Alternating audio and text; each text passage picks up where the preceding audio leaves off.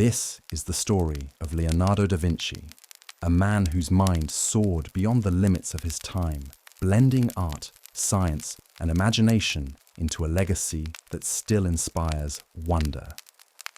Welcome to Fall Asleep To. If long, gentle journeys through history, philosophy, and the stars bring you comfort, consider subscribing so you'll always have another story waiting. Now get comfortable, let the world grow quiet, and let's get started. The year is 1452, in the gentle hills of Tuscany, in a small village called Anciano, not far from the larger town of Vinci. Here, among olive trees, vineyards, and soft hills that roll like waves, a boy is born. A boy who will one day be called Leonardo da Vinci. He is born on April 15th, on a Saturday, in the early hours of the morning. Leonardo is the illegitimate son of Ser Piero da Vinci, a notary, and Caterina di Meo Lippi, a young woman from a rural, modest background. Although born out of wedlock, Leonardo is raised by his father's family. His early years are intertwined with the rhythms of the Tuscan countryside. Quiet mornings, the songs of birds, the rustle of leaves, the changing seasons. From a young age, Leonardo demonstrates what will become his lifelong habit, curiosity. He is entranced by nature, the patterns of leaves, the way water runs in rivulets, the flights of birds, the shapes of clouds. He sketches, he draws, he watches, and he thinks. He draws mostly with charcoal and chalk, capturing what he sees. Sometimes landscapes, sometimes animals, sometimes simply the play of light and shadow upon rolling hills. By the time he is 10, Leonardo has already moved from Anciano to the home of his father in Vinci. He lives there with his grandparents, uncle, and occasional cousins. The young Leonardo is mostly schooled not in formal institutions, but in the schooling of the senses, nature, home, village, observations. This kind of learning, intimate, hands-on, filled with wonder, will shape the rest of his life. As he grows toward adolescence, Leonardo begins an apprenticeship with Andrea del Verrocchio in Florence. Around 1469, when Leonardo is about 17, he enters Verrocchio's workshop, a bustling center of learning, art, craftsmanship. There, he is exposed not only to painting and sculpture, but to a wide variety of technical and artisanal skills: metallurgy, woodworking, modeling, drawing, plaster casting. Verrocchio's workshop is one of the busiest in Florence. Many of the prominent artists of the time are also training or working there. In those workshop years, Leonardo learns to see more deeply.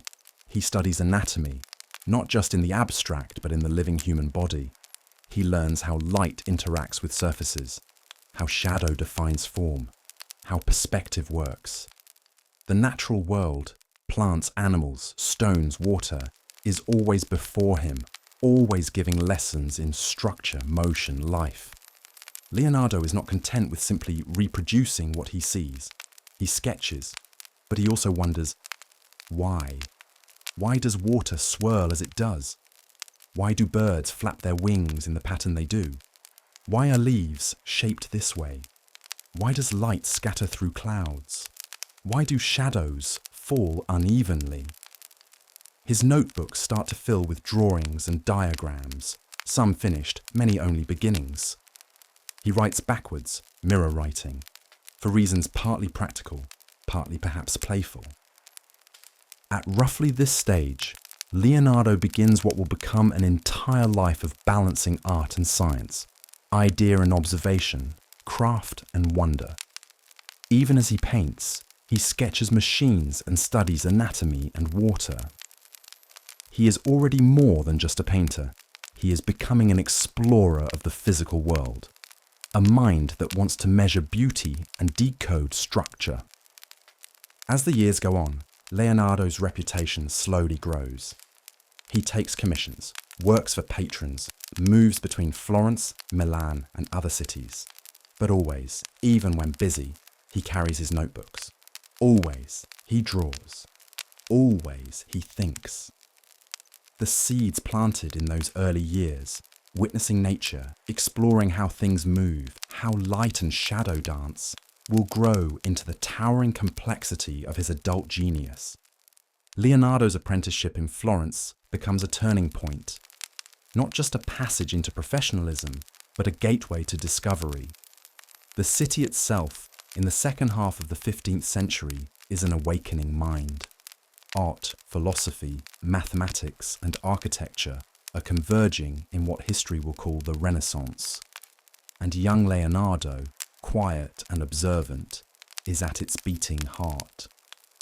Under Verrocchio's mentorship, Leonardo's skill rapidly accelerates. He learns the subtleties of brushstroke, how to mix pigments, how to prepare canvases. He also observes sculpture, how the human form can be captured in marble and bronze.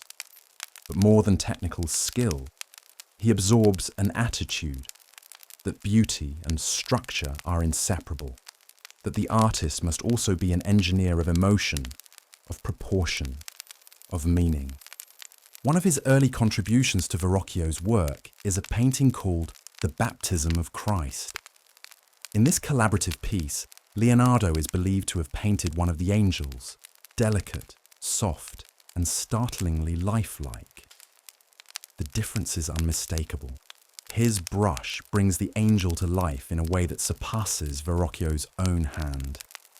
According to legend, Verrocchio, upon seeing Leonardo's contribution, lays down his brush and vows never to paint again. Whether or not that story is true, it captures a truth. Leonardo's talent is beginning to outgrow the workshop, but he doesn't yet strike out on his own. He continues to study. He observes movement, the way water flows from a fountain, the turn of a dancer's hand, the ripple of cloth in the breeze. He is captivated by how things work, not just machines, but everything. He studies horses. He examines birds. He takes apart mechanical toys to see their insides. He dreams of flight, long before humans have any practical hope of achieving it. Leonardo begins filling notebook after notebook with ideas. Some are inventions, machines that lift, press, or fly. Others are anatomical studies, muscles and joints drawn with astonishing clarity. Still others are sketches of people, of plants, of mathematical shapes and proportions. To Leonardo, there is no separation between art and science. Each serves the other. His fame grows slowly, quietly. He is known as a man of strange habits, brilliant sketches, unfinished works. He does not always complete commissions on time. He is more interested in perfection than productivity. He'd rather abandon a painting than finish it carelessly. This frustrates his patrons but preserves his vision. At some point in these years, Leonardo begins to document not just what he sees, but what he imagines. He sketches designs for machines that have never been built. A tank, a diving suit, a flying device powered by wings and human strength. These sketches feel centuries ahead of their time. He is not merely copying the world. He is dreaming into its future. He draws the body not just to show it, but to understand it. He believes the human body is a machine, a divine one, worthy of study and precision.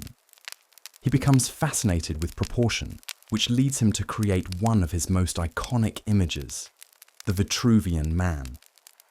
In this drawing, a figure stretches his limbs within both a circle and a square, a demonstration that the human body contains mathematical harmony. The drawing is more than illustration, it is declaration. It says, the universe has order, and the human body reflects it. Art is not separate from geometry, nor is geometry separate from the divine. Leonardo becomes, in this moment, not just an artist, but a philosopher with a brush. Yet even as he reaches new artistic heights, Leonardo remains unsettled. He is restless. Florence, though beautiful, feels confining. He wants new patrons, new subjects, new challenges. Around 1482, he leaves for Milan. He arrives with a letter written to the powerful Duke Ludovico Sforza. In this letter, he doesn't lead with his paintings. Instead, he offers his services as a military engineer, architect, and inventor of war machines. It's a curious self-introduction, but it works. In Milan, Leonardo will stay for nearly 2 decades. And here, his mind will bloom in every direction. His notebooks will multiply. His responsibilities will grow. And slowly, through the layers of mechanics, mathematics, anatomy, and beauty, he will begin to work on what will become one of the most famous paintings in human history. But that is a chapter still to come. Now, Leonardo is still forming, still collecting, still absorbing the world through every sense. And with every sketch, every thought, every sleepless night spent pondering how birds fly or how hearts beat, he steps closer to becoming what the world will one day call a genius. The year is 1482. Leonardo arrives in Milan, a city of ambition, conflict, and innovation. The air here carries a different rhythm from Florence. It is heavier with politics, more militarized, more grand. But it is also fertile soil for ideas, especially for a mind like Leonardo's. He enters the court of Ludovico Sforza, the Duke of Milan, not primarily as a painter, but as a man of machines. In his now famous letter, Leonardo outlines 10 ways he can serve the Duke with engineering marvels, bridges, weapons, fortifications, siege machines. Only at the end does he mention that he can also paint. The Duke accepts, and Leonardo begins a new chapter, less about brushes and more about blueprints. He begins designing war machines, giant crossbows, cannons, mobile barricades. Some are practical, others are more visionary, even fantastical. He dreams of changing the course of battle not with brute strength, but with design, clever, innovative, precise. But Leonardo is not a man of violence. Even as he sketches weapons, he contemplates how to prevent war, how to fortify cities, how to build safer structures. His machines, drawn in fine detail, are often never built. They remain in ink and paper, part of a world that exists only in his mind. At the same time, Leonardo begins work on a number of artistic and architectural projects in Milan. He helps design festival decorations for court celebrations. He studies hydraulics, helping to improve the city's canal systems. He sketches a monumental equestrian statue to honor Francesco Sforza, Ludovico's father. The horse is meant to be massive, taller than any cast bronze sculpture ever attempted. Leonardo spends years perfecting the design. He studies the anatomy of horses obsessively.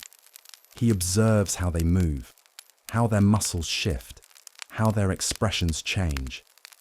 He creates a full-scale clay model. But before it can be cast in bronze, war breaks out.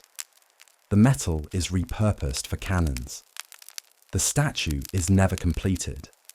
The model is eventually destroyed by invading French troops. And yet, the dream of the horse remains, one of Leonardo's most ambitious, unrealized projects. But not all his ideas go unfulfilled. It is here, in Milan, in a former monastery, that Leonardo begins painting what will become one of his most celebrated works, The Last Supper. Unlike traditional frescoes, Leonardo experiments with a different technique, hoping for greater detail and light. The mural captures the moment Jesus tells his disciples that one of them will betray him. The reactions are human, emotional, varied. Each figure tells a story. Some recoil, some lean in, some freeze. Leonardo does not rush the painting. He studies expressions, tests compositions, even stares at blank walls for hours, thinking. For him, each face must be a revelation. The result is extraordinary. The perspective draws the eye to Christ. The light feels alive. The chaos of human emotion is frozen, but not still. The mural, however, is also fragile. His experimental technique doesn't bond well with the wall. Over time, it fades, flakes, suffers. Yet even in its damaged state, it continues to move people. Its power endures, not because of technique, but because of spirit. Meanwhile, Leonardo's curiosity shows no signs of slowing. His notebooks from these years are rich with exploration. He studies geometry, anatomy, botany, and fluid dynamics. He begins dissecting cadavers, at first under special permissions, later more secretly. He draws the human body with breathtaking accuracy. Muscles, veins, tendons, even fetuses in the womb. His understanding of the human form begins to surpass anything known at the time. And yet, Leonardo remains elusive. He does not publish. His notebooks are private, chaotic, experimental. He works on everything and sometimes finishes nothing. He paints slowly. He loses interest quickly. His mind is always several steps ahead of his hands. At court, he gains both admiration and frustration. Some praise his genius, others criticize his delay. But Leonardo is not easily swayed by pressure. He follows inspiration, not deadlines. He listens to the silence of his own thoughts more than the noise of others. As the century draws toward its end, the world around Leonardo begins to shift. Political tensions rise. The French invade Milan. Ludovico Sforza is captured. The court dissolves. Leonardo, like so many others, is forced to leave. His works remain behind, unfinished, scattered, some already in decline. But Leonardo carries with him what matters most: his mind, his sketches, his questions. He leaves Milan not defeated, but reflective. He has tried to build machines of war and beauty, to merge science and art, to capture spirit in motion. And though he has not always been understood, he has always been faithful to the world of wonder inside him. His journey is far from over. The year is now 1499. Milan has fallen to French forces. Ludovico Sforza, Leonardo's patron and protector, is captured and imprisoned. The court Leonardo once served so faithfully dissolves into chaos. Leonardo, now nearing 50, becomes a wanderer. He leaves Milan, his workshop and his unfinished projects behind, and sets off with a small entourage, his notebooks, his assistant Salai, and whatever tools he can carry. He travels through Mantua, Venice, Florence, and other cities, taking short commissions, offering sketches, designs, and advice. But beneath the surface, Leonardo is searching, not for money or titles, but for purpose, for space, for stillness, and most of all, for perfection. In Venice, he offers his services as a military engineer, designing defensive structures to help protect the city from Turkish invasion. But the ideas are too complex, too forward-thinking. The Venetians are polite, but they move on. He continues south, eventually returning to Florence, his first home, his artistic cradle. There, he finds an art scene transformed. A new generation of artists is rising. Most notably, a young sculptor and painter named Michelangelo Buonarroti. Michelangelo is fiery, intense, and bold. Everything Leonardo is not. Their relationship is tense, marked by rivalry, sharp glances, and silent comparisons. But Leonardo does not concern himself with competition. He is not driven by fame. He is driven by the questions that still echo through his mind, about flight, about water, about the human soul. It is in Florence that he begins work on one of his most mysterious paintings, the Mona Lisa. The woman's identity is uncertain. Perhaps Lisa Gherardini, the wife of a Florentine merchant, But her image becomes a kind of obsession for Leonardo. He works on the portrait slowly, delicately, over years. He carries it with him, even as he leaves Florence. He tweaks it, adjusts it, polishes it. Not just to portray her features, but to capture something deeper. Her mystery, her calm, her spirit. The smile, subtle and shifting, seems to change depending on the viewer's gaze. The background, soft, dreamlike, hazy, offers no fixed point of reality. Light dances across her face with impossible softness. Leonardo has painted portraits before, but none like this. The Mona Lisa becomes not just an image, but an atmosphere, a mood, a question without an answer. Around this time, Leonardo also receives a significant commission from the Florentine Republic, a massive mural of the Battle of Anghiari. It is meant to celebrate a Florentine military victory and rival the grandeur of Michelangelo's own commission on the opposite wall. Leonardo throws himself into the project. He studies the movement of horses, the fury of battle, the contortion of muscles under strain. He invents a new technique for painting the mural, a kind of oil-based fresco. But the method proves unstable. The paint begins to drip and deteriorate. The project is abandoned and eventually painted over. Yet even in its failure, the mural leaves an impression. Sketches and copies made by other artists preserve its dynamism. The twisting bodies, the wild expressions. It is chaos in motion, captured by a man obsessed with how things move. Leonardo remains unfazed by the setback. He continues his studies with renewed focus. He turns once again to anatomy, dissecting human bodies in secret. He draws the heart, the brain, the muscles, and the spinal cord. He studies how a fetus grows in the womb, how lungs fill with air, how eyes perceive light. His anatomical drawings are astonishing, so precise that they will not be surpassed for centuries. But Leonardo never publishes them. They remain locked in notebooks, their genius hidden from the world. During these years, he also obsesses over flight. He watches birds for hours. He builds models of flying machines, wings, gliders, rotating devices. He climbs hills, releases prototypes, measures wind. He writes that one day, man will fly like birds. He is centuries ahead of his time, caught between possibility and the limits of the world he lives in. At night, he writes about rivers and stars, about the motion of blood and the shape of clouds. His mind never stops. He is constantly asking, how does the world work? What lies behind the visible? What forces govern what we see? And yet, for all his brilliance, Leonardo remains an enigma to those around him.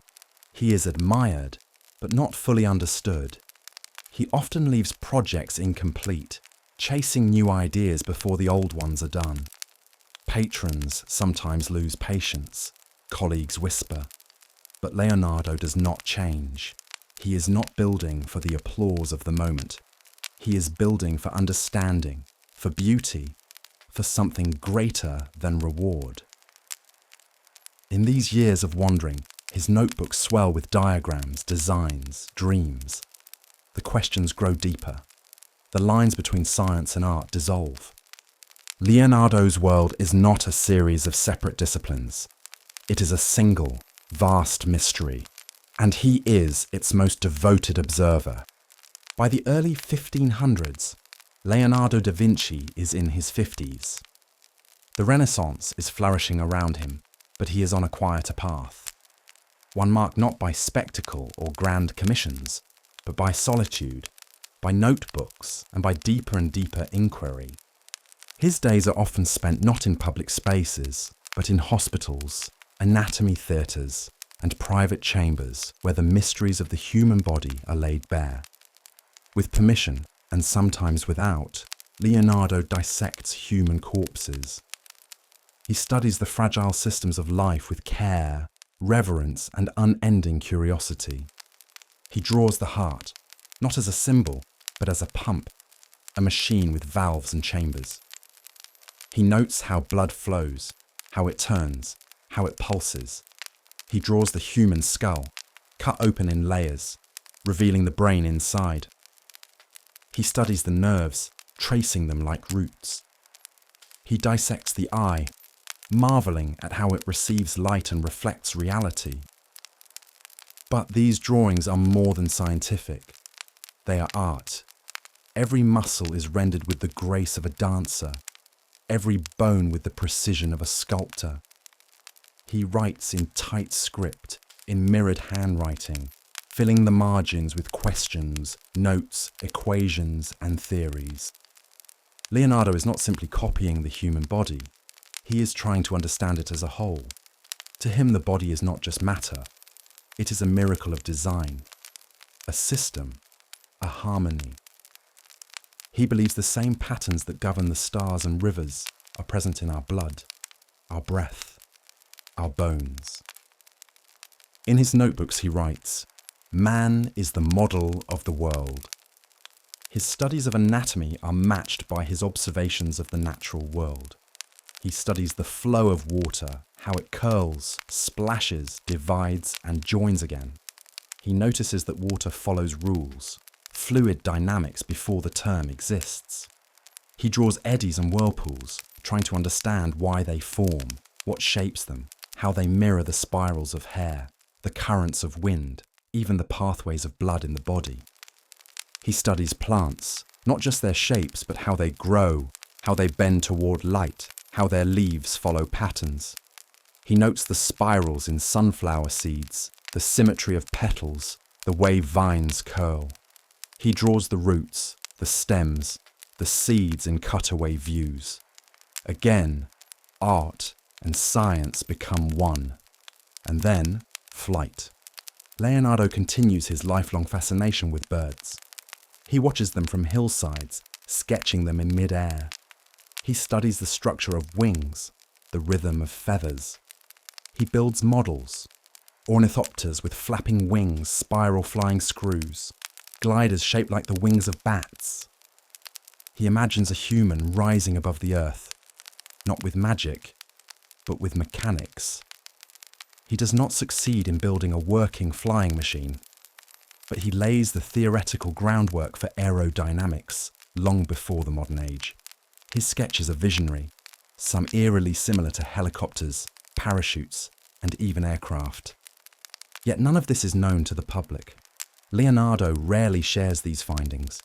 His notebooks are vast, thousands of pages, but they are kept close. He writes for himself, for the future. Perhaps he knows his time is not ready for what he sees. And so he continues, day after day, a quiet rhythm of observation and recording. He sketches bridges, lightweight, portable, arched for strength. He designs machines for lifting, rotating, drilling. He imagines cities with better sanitation and clean water channels. His mind extends not just into the skies, but into infrastructure, into how people live and move. He even contemplates time. He sketches clocks powered by weights and gears. He considers how movement can be measured with precision. He is obsessed with motion, in everything. In the evenings, Leonardo retreats into silence. He writes thoughts not just of science, but of life. He reflects on aging, on death, on dreams. "While I thought that I was learning how to live," he writes, "I have been learning how to die." But there is no bitterness in these words, only reflection. He is not afraid of endings, because he has spent his life peering into beginnings, the roots, the origins, the hidden structures behind all things. He is not a man of one discipline. He is a web of ideas, all connected, each one feeding the next. In these years, he grows more philosophical. He writes about the interconnectedness of life, about balance, about light. He believes that everything, art, body, earth, sky, is one system, one great machine made by a divine hand. His task, he feels, is to observe it, understand it, and, in doing so, reveal its beauty. As his beard turns grey and his hands grow slower, Leonardo's mind does not fade. If anything, it sharpens. His gaze grows softer, but deeper. He has seen so much, understood so much, and yet he knows. The more he learns, the more mysteries remain. That is not a failure to him. It is a gift. As the second decade of the 1500s dawns, Leonardo finds himself once again on the move. The political tides of Italy shift like the wind. Dukes rise and fall, battles reshape borders, and alliances are as fragile as parchment in the rain. Leonardo, by now in his early 60s, remains a figure both admired and enigmatic. Though not always a man of the court, he is always near those who rule. And now, a new opportunity arrives, one unlike any he has taken before. He is invited to serve King Francis I of France. The king, young and ambitious, is a patron of the arts and sciences. He is captivated by the idea of Renaissance humanism, the union of beauty and reason, of intellect and imagination. He desires Leonardo not just as a painter, but as a thinker, a treasure of Italy brought north to France. Leonardo accepts. He travels across the Alps, now older, his hair long and white, his walk slower. But within, his mind remains bright, flickering with ideas. He brings with him his notebooks, his unfinished paintings, including the Mona Lisa, and the lifelong habits of a man forever curious. In France, he settles into a residence near the royal chateau at Amboise, in the Loire Valley. The king gives him the Clos Lucé, a modest but elegant manor, connected to the palace by an underground passage. From here, Leonardo begins his final chapter. He no longer needs to seek patronage. He is not asked to finish paintings or build machines. He is there as an honoured guest, free to reflect, to study, to share his knowledge. King Francis visits him often. They walk the gardens. They speak of architecture, of engineering, of flight and philosophy.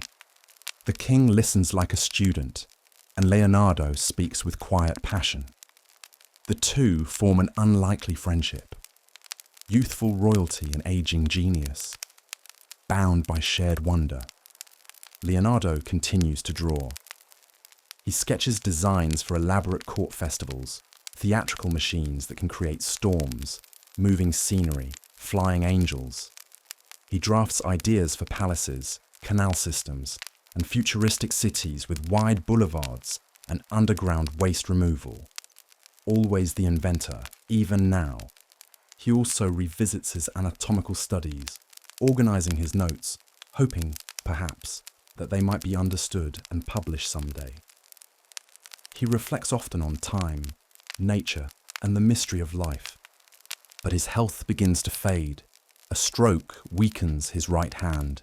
Mercifully, his dominant hand was his left. Still, he continues to write, to diagram, to think. Those around him speak of his gentle nature, his stories, his kindness. He is no longer the young apprentice with ink-stained hands in Verrocchio's workshop. He is something else now, an elder in the truest sense, a living bridge between the world of art and the world of knowledge. He spends his days surrounded by students, friends, and memories. The gardens at Clos Lucé are filled with birdsong and soft winds. Leonardo, who once studied the flight of birds as if decoding the secrets of angels, now simply watches them glide through the sky, peaceful. The Mona Lisa, always with him, remains unfinished in his own eyes. He continues to adjust her, polish the shadows, refine the smile. To everyone else, it is a masterpiece. To Leonardo, it is a mystery, a question he never stops trying to answer. And maybe that is the essence of his genius. Not answers, but questions. Not conclusions, but curiosity. Not fame, but wonder. He writes fewer words now, but they carry a soft wisdom. In one note, he writes, "As a well-spent day brings happy sleep, so a life well spent brings a happy death." It is not a farewell of sadness, it is a reflection. Leonardo da Vinci, who studied everything from water to war, from beauty to bone, from stars to shadows, is beginning to find peace. In France, far from the courts of Florence and the canals of Milan, he finds something rare: stillness, a place to rest, a place to reflect, a place to finish, if not the work, then the journey. And all the while, his notebooks remain open, waiting, pages fluttering in the breeze, filled with the thoughts of a man who saw farther than his time, and perhaps even ours. As Leonardo da Vinci settles into his final years at Clos-Lucé, the fire of his mind does not dim, it simply shifts in focus. The urgency to build fades, but the urge to understand only deepens. The great artist, engineer, scientist, philosopher, and dreamer continues to observe the world with quiet intensity. No longer under pressure to complete grand works or please impatient patrons, Leonardo turns his attention inward, to thoughts of time, the soul, and the unseen mechanisms of life. He spends hours gazing at flowing water, watching how it curls around stones, how it separates and rejoins. He writes in elegant script that water is the blood of the earth, coursing through its veins, carving valleys, shaping mountains, nurturing life. He believes that the rules which guide rivers also guide our thoughts, our breath, and even the motions of stars. He sketches spirals again and again, spirals in water, spirals in hair, spirals in shells and galaxies and smoke. It becomes a symbol of motion and eternity, a pattern without end. Though weakened by illness, Leonardo's mind is never still. In his notes, he proposes a machine that mimics human walking. He refines his designs for an ideal city, one that would elevate public health, with wide streets, multi-level walkways, and underground sewage systems. A city of harmony where nature and structure intertwine. And he begins organizing his life's work. Thousands of pages of notes, drawings, diagrams, reflections. He wishes them to be published. He wants his knowledge to serve others, to endure. But the task is vast. The pages are disorganized, scattered, unbound. Leonardo entrusts much of this work to his beloved assistant, Francesco Melzi, a quiet and loyal young man who understands the depth of his master's vision. Melzi becomes the guardian of the notebooks, the living archive of Leonardo's genius. In this time, Leonardo reflects on themes that have followed him all his life: the tension between knowledge and mystery, between man and nature, between the visible and the invisible. He writes, "Nature is the source of all true knowledge. She has no effect without cause, nor invention without necessity." And elsewhere, art is never finished, only abandoned. He continues to live with simplicity. He walks in the gardens, feeds the birds, reads quietly beneath the trees. Visitors come, royals, scholars, curious minds, and Leonardo welcomes them with warmth, sharing stories, sketches, and theories. He speaks of engineering, of anatomy, of painting, of dreams. But he speaks gently now, as one who no longer needs to prove anything. The noise of ambition has faded. What remains is clarity. It is said that Leonardo still kept the Mona Lisa by his side, propped on a stand in his studio. Sometimes he would adjust it slightly, not to correct it, but to chase something only he could see. A shimmer of understanding, a breath held in oil and shadow.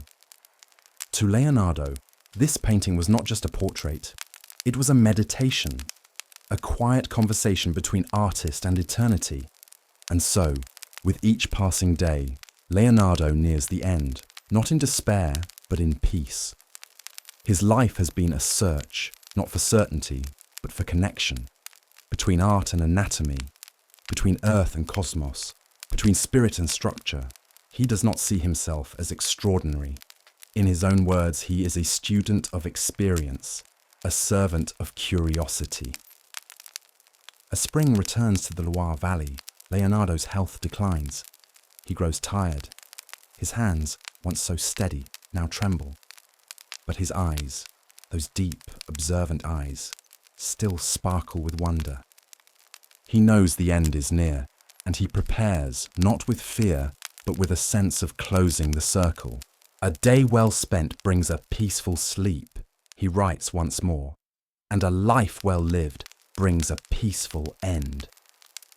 On his final night, it is said that King Francis I visits, holding his old friend's hand. Whether or not that moment happened, the spirit of it remains. Leonardo did not die alone. He died remembered, respected, and above all understood by those who mattered most. And as his breath fades, the notebooks remain open. The sketches endure. The questions linger. Because in Leonardo's world, no question ever ends. It only deepens. Leonardo da Vinci passed away on May 2nd, 1519 at the age of 67 in the quiet manor of Clos-Lucé. His body was laid to rest in the chapel of Saint-Hubert in Amboise, beneath the same skies he once studied so closely. And yet, though his breath was gone, his mind had only begun to echo through time. What Leonardo left behind was not a single masterpiece, nor a single discovery, but a universe of thought. A constellation of sketches, ideas, experiments, designs and mysteries. A map of one man's journey through the world of knowledge and beauty. In the years immediately after his death, his notebooks were scattered. Some remained with Melzi. Others passed into different hands. Pages were lost. Some were misunderstood. Others were hoarded by collectors who did not grasp their value. For centuries, much of what Leonardo created remained hidden. The world knew him as a painter, as the man behind the Last Supper, the artist who gave us Mona Lisa.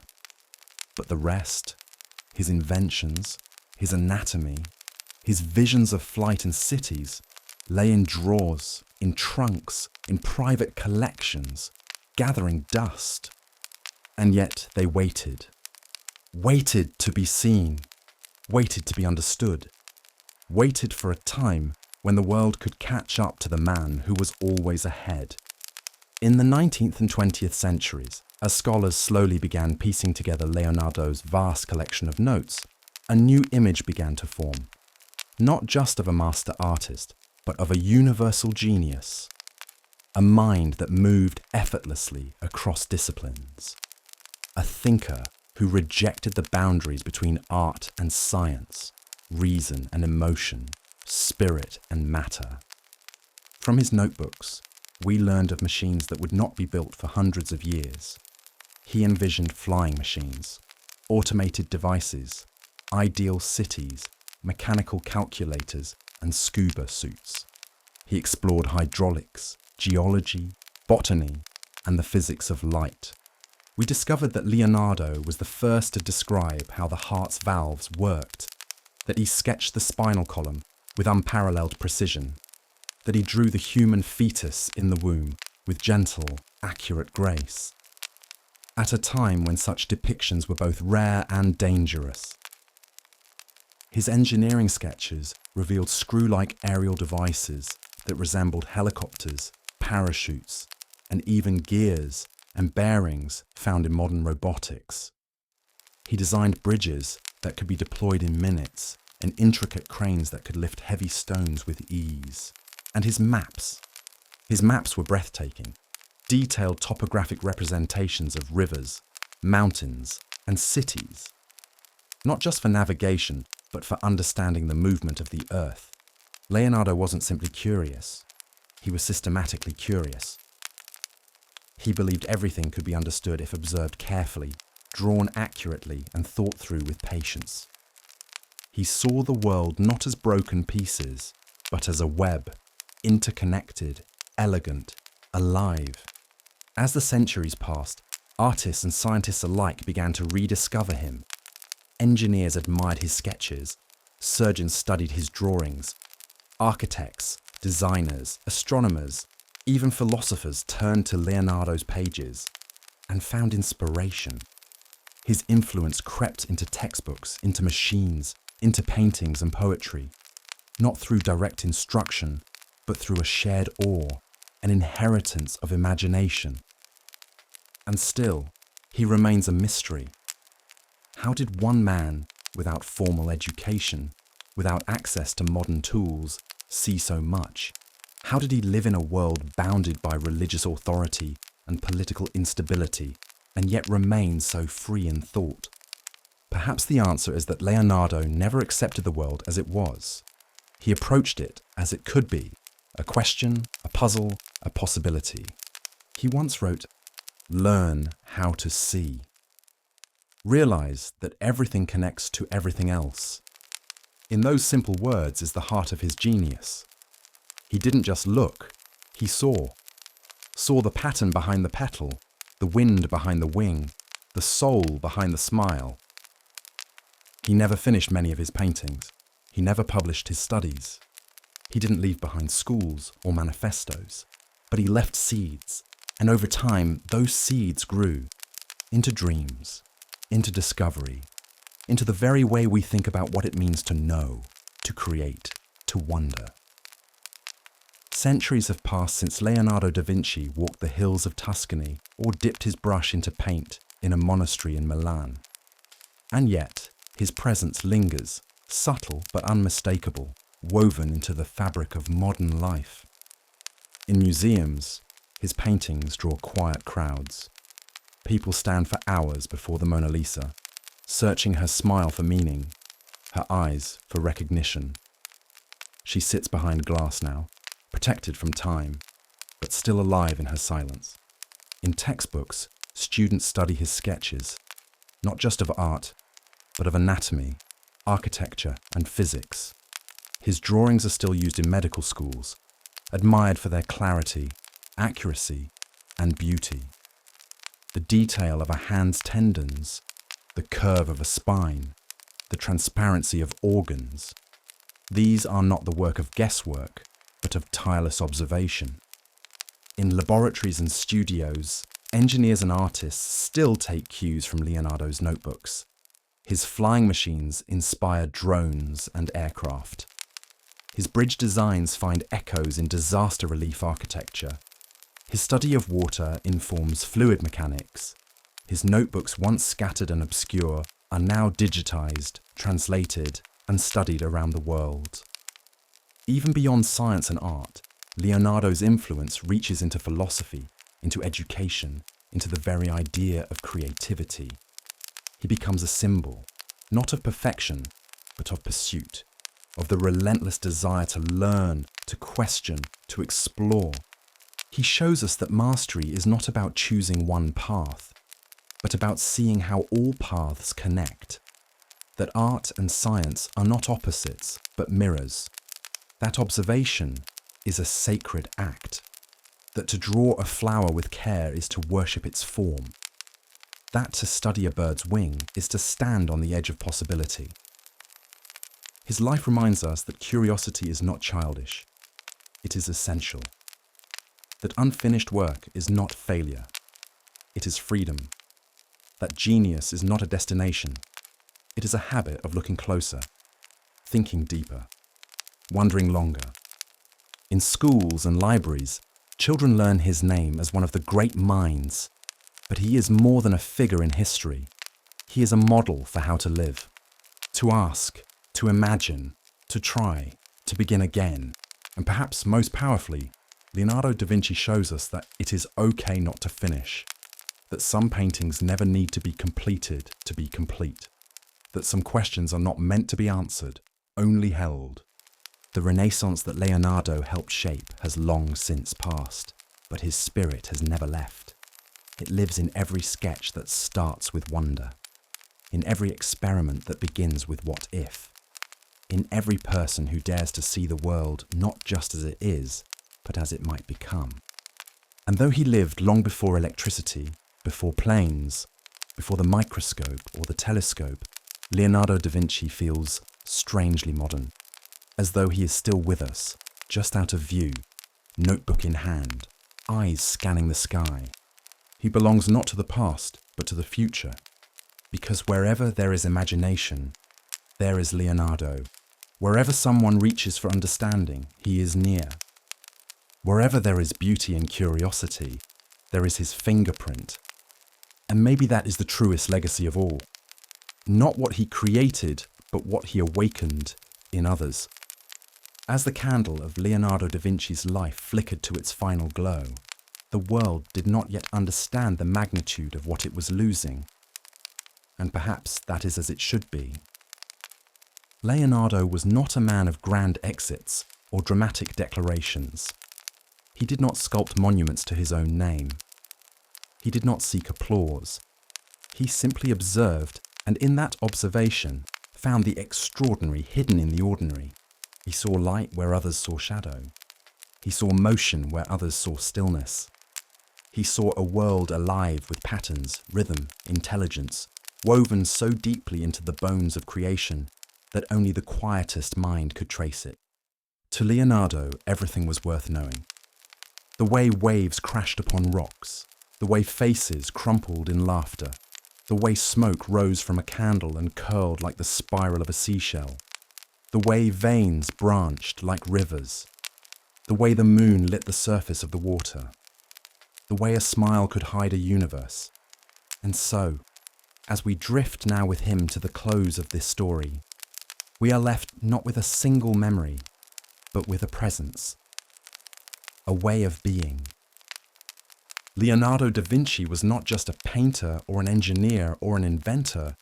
He was a lens, a way of seeing. He teaches us to look longer, to wonder more, to sketch our thoughts, not for others, but for ourselves, to follow questions, not conclusions. And in a world that often values speed, Leonardo's life is a gentle resistance, a reminder that depth matters more than pace, that silence can speak louder than noise, that mystery is not something to solve, but something to sit with. He did not rush. He lingered. He listened. He gave himself to time, to light, to nature, and it gave him back a kind of genius that defied categorization. So, what remains of Leonardo? Not just the art or the notebooks or the sketches that float like whispers through museums and archives. What remains is the invitation he offered with every brush stroke, every gear drawn, every note scribbled in mirrored script.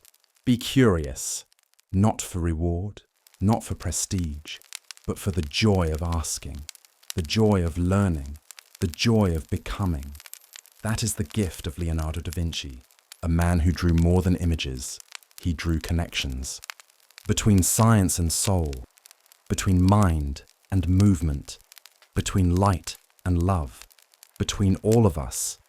And tonight, as you rest, as your breath slows, as your thoughts drift softly like pages turning in a breeze, you carry that legacy with you, in your own quiet questions, in your own small observations, in the wonder you feel when looking at the stars, or a flower, or the face of someone you love.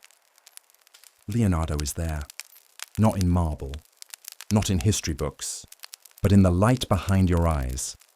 Sleep well.